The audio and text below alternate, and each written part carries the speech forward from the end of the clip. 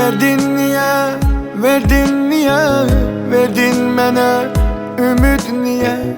Attın beni kime göre, sattın beni neye göre?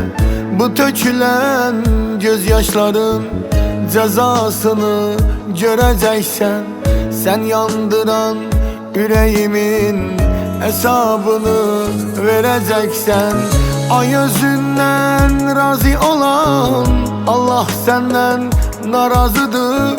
O vurduğun kalbe yara, yürek senden yaralıdır. Gece gündüz ağlamışam, gözler senden yaralıdır.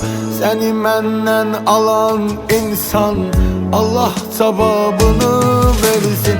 Ağlamışam, ağlamışam, gözyaşlarımı dökmüşəm. Ağlamışam, ağlamışam, yüreğimi dağlamışam. Bu kalbimin kapıların da sen için bağlamışam. Bu kalbimin kapıların da sen için bağlamışam.